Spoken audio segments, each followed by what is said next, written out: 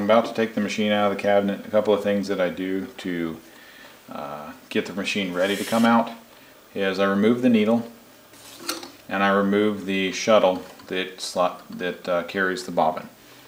And that's because once you turn the machine upside down, I don't want that coming loose or popping out of there. You can remove these plates if you want as well. My back plate doesn't slide off very easily, but they do slide off. You can remove those if you want. I don't do that. I did get an empty bobbin for you to kind of look at. Let me see if I can get this zoomed in here and focused. There you go. So that's a bobbin. And this is why I think that they're reproductions. They're just too clean and new. And it might say somewhere on the website that they are reproductions, but that's what an empty bobbin looks like. If you're ever in an antique shop or something and you see some of these, especially if they're the original ones, and you have a Singer sewing machine that takes them, try to buy them. Generally, the people that have them don't know what they're worth, and they're really only worth what you're willing to pay for them. I'm not saying that it's worth 10 bucks a piece for an original or anything like that, but it's just nice to have the original ones. And it's definitely a little part that is easy to get lost, and it's easy to be missing this out of your machine. So like I was in a antique flea market type place a couple months ago, and I was actually looking for an old typewriter table for my wife. And I opened the drawer of the typewriter table and I found like 6 of these things, originals, old, very old. They looked, you know, just amazing. They were all in a little box, and I brought them to the lady that owned the booth, and I told her, I said, do you know what these are? Or I asked her, I said, do you know what these are? And she's like, no, just looks like junk to me. And I told her, I said, these are the bobbins for old Singer sewing machines. And I didn't need any at the time. I should have bought them. I really wish that I would have. But she was just really excited that she had something extra in her booth that she didn't realize she had. So anyway, I let her keep those. I didn't buy them from her, but you know, I had these already, so otherwise I would have bought them, and I actually should have bought them just because they were originals. So anyway, you never know what you'll find. The lady did not sell any sewing machines. She didn't have any sewing machines in her booth. She was unfamiliar with sewing machines or the fact that that was a bobbin for one. So it was all news to her. So you might ask somebody, hey, do you know where the bobbins for an old Singer sewing machine are? And they'd say, I don't know what you're talking about. I've never seen them. Or they might think about the little round bobbins that they started making later on. And, you know, those don't help you with one of these machines. So anyway, put that in my little fold-out drawer there. So to take this off, there's actually a little lever down on the treadle part that you pull off to one side and rotate the pedal in one oscillation, and it pulls the belt off of the drive wheel. Now to take this out of the machine, I have to pull the belt completely off of the sewing machine.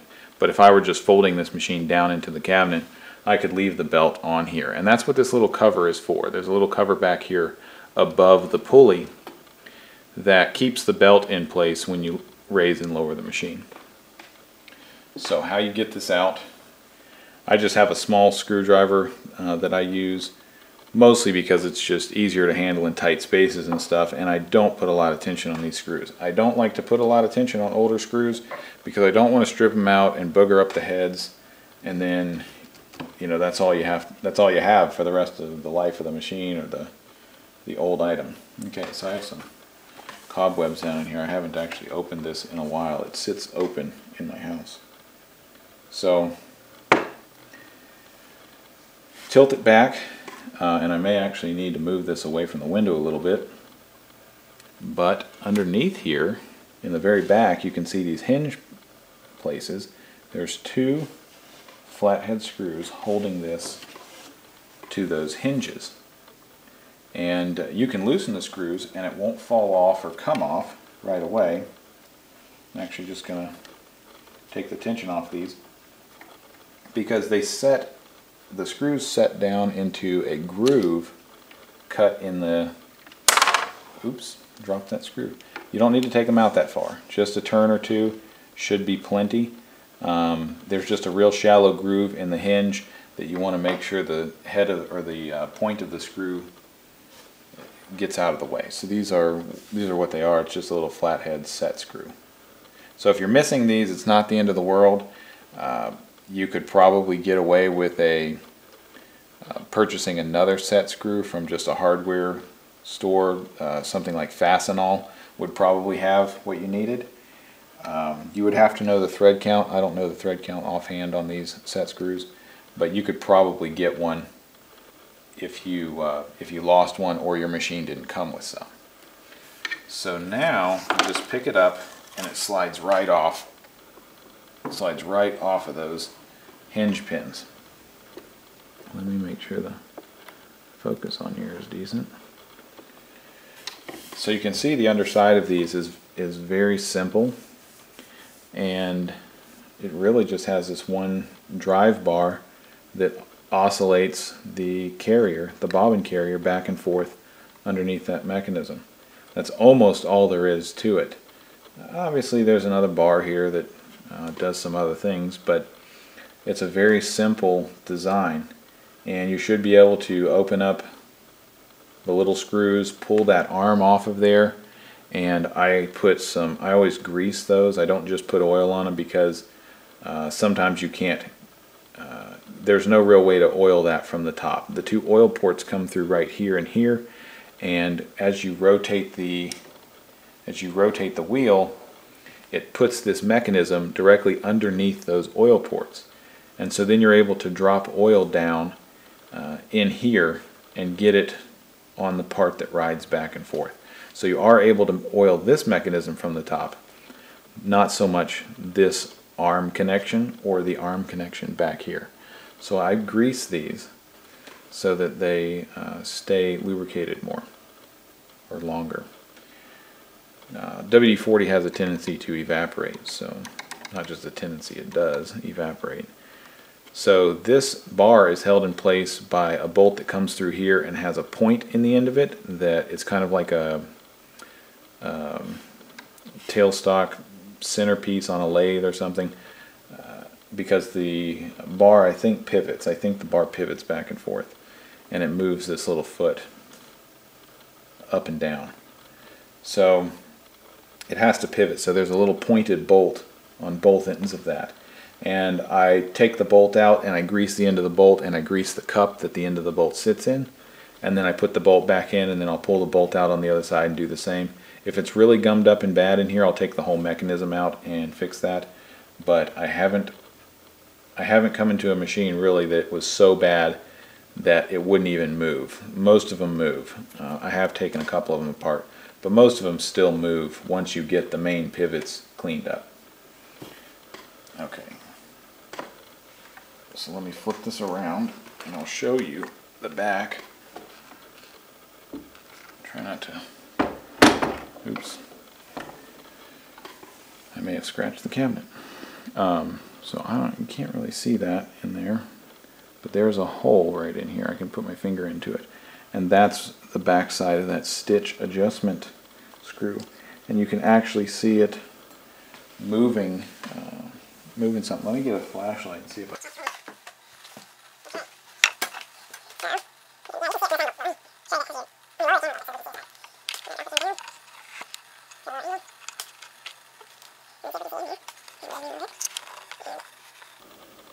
Okay, now as I turn this, you can see that little piece move.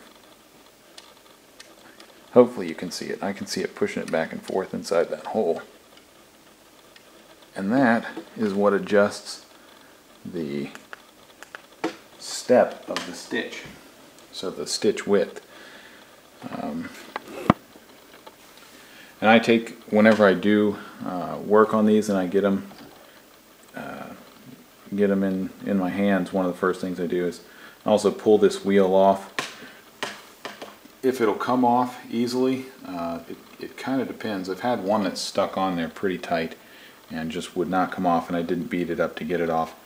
But pull the wheel off because it kind of gives you more access to back here. There's a screw right back here that holds some stuff together on the inside.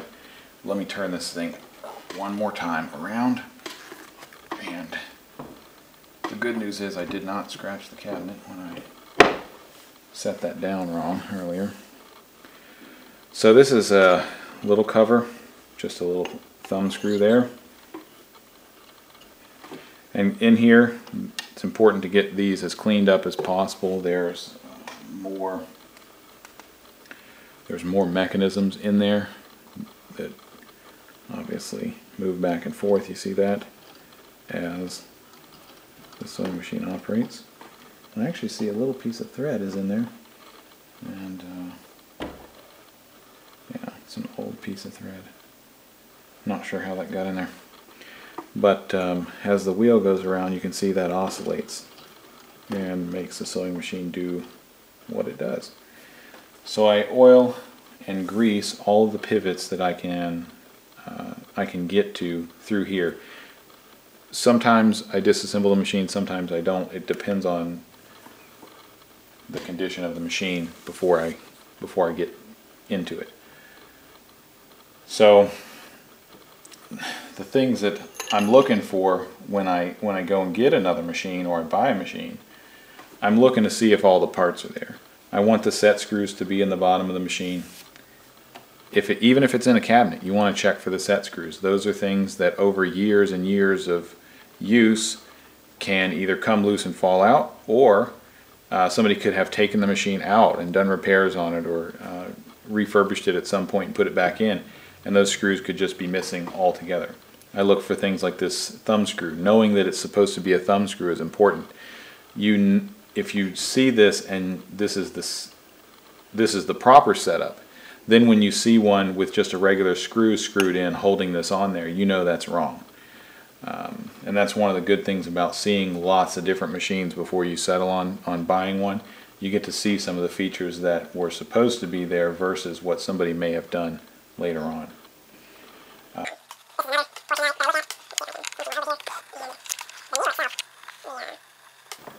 Where the needle mounts, this piece is often missing.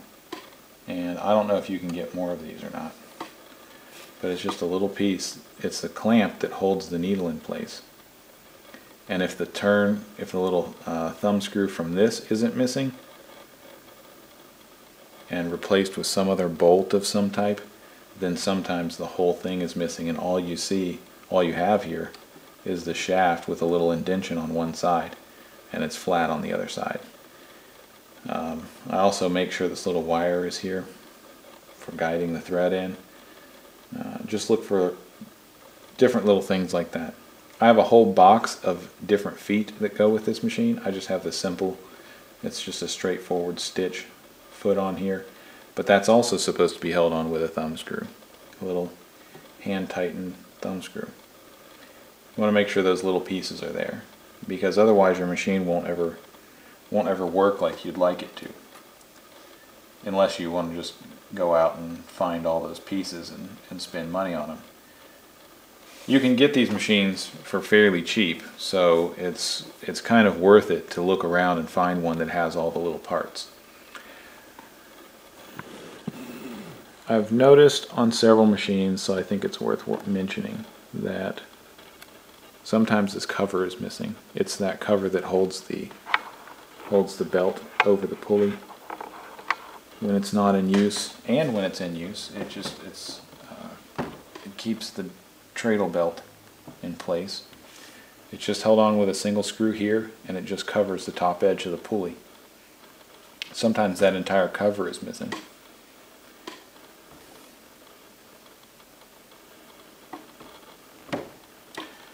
So those are some things I look at. I'm not really, I wouldn't say I'm an expert on what the value of these machines is. So I couldn't really tell you. I don't think that any of them are particularly special.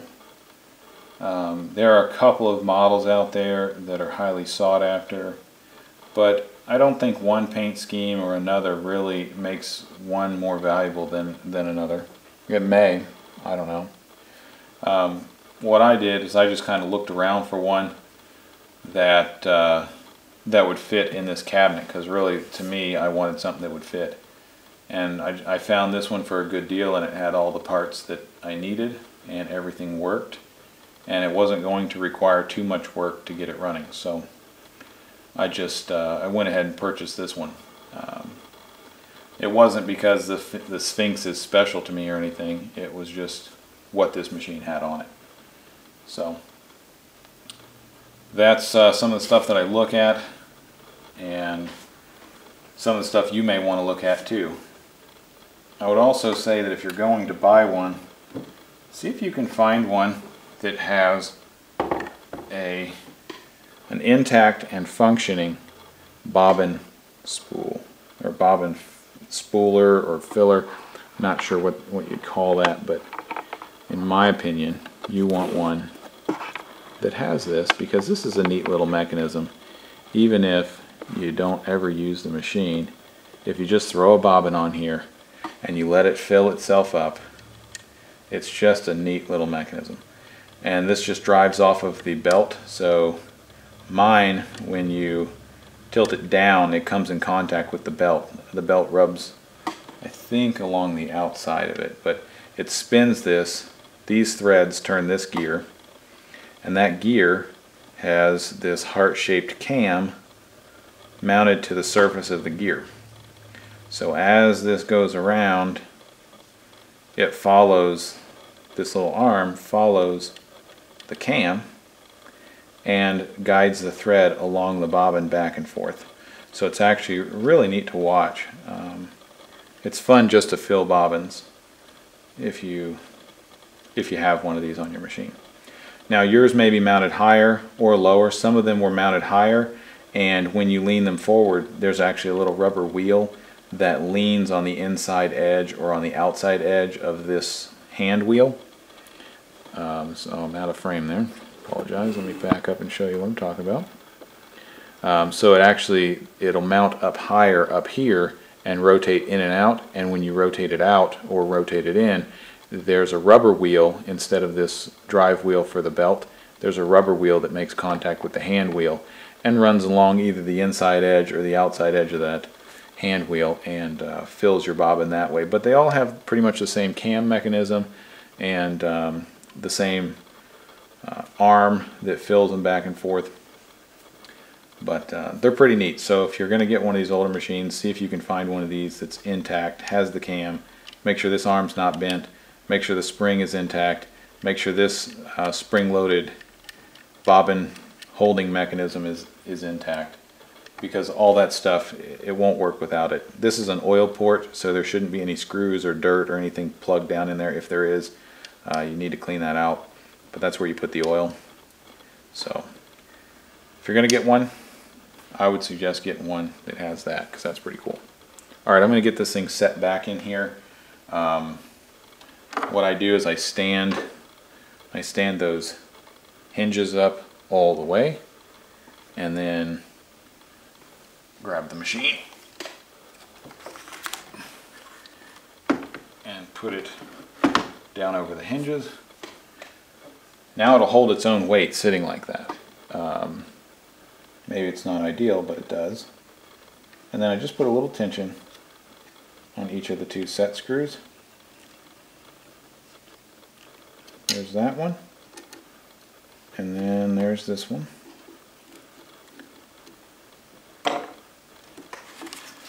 And there it is.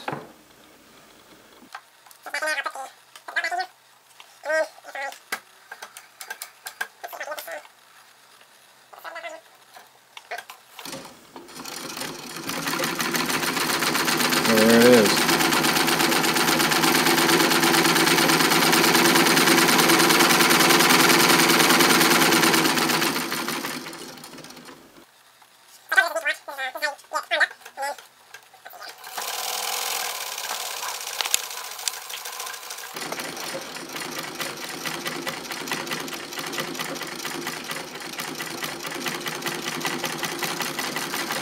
I'll probably move the camera around and show you a bobbin filling, just so you can see that. I'll take that empty bobbin and put it on there so that you can see it fill itself. Alright, let me move the camera for that. Okay, we've got you moved around here. I've got a little bobbin. I'm going to set it in here. Yeah. It's not that hard to do in real life. It's just more complicated working around a camera.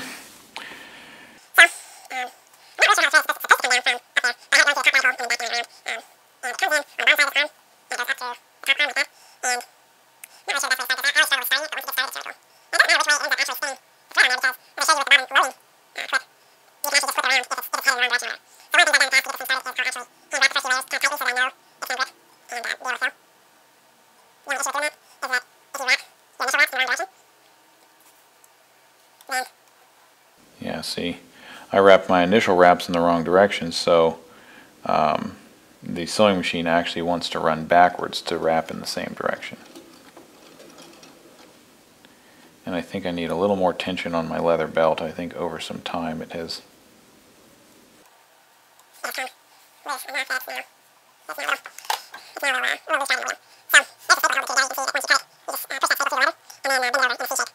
So there you go.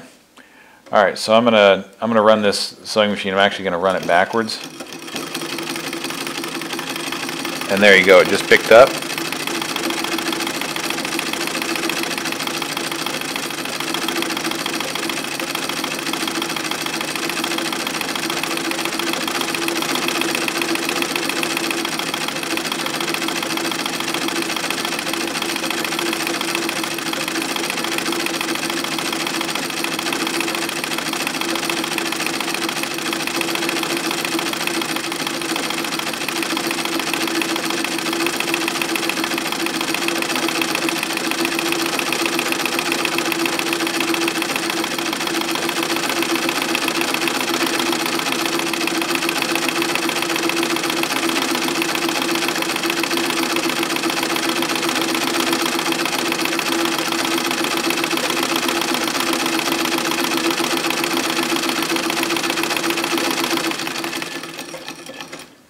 Okay,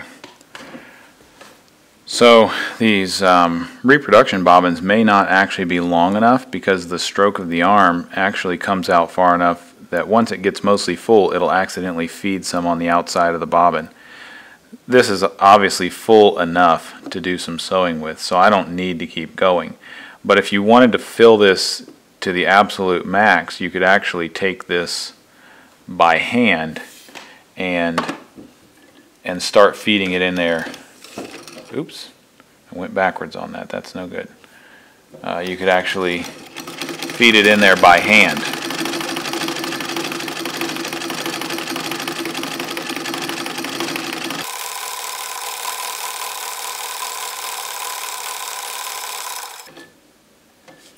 And fill the spool up quite a bit more. So if your arm is bent or broken or the spring is gone, you can still use this. It just won't be automatic. You'll have to guide it with your hand. So then I pinch the thread so it doesn't come unspooled, and I pull it off. Obviously this is where it ran over one edge, so I'll have to pull all that off and redo it, or just take it off altogether. But no big deal. Kind of shows you how the filling mechanism for these bobbins works, and I think that's pretty neat. Something worth seeing. Alright, so that's that. Hopefully that answers a bunch of your questions. I will have links in the description for where I bought the belt and where I bought the bobbins. They were actually the same company. So I'll have a link for them in the description, and I'll also see if I can find some of those acrylic glue applying applicator bottles, and I'll put those in the description as well so you can find those. And if you have any other questions or comments about these, I'd love to hear them, and hopefully I can answer them if there are more questions, and if you've got anything constructive or helpful, I'd be glad to hear that too. So thanks for watching, and I'll see you next time.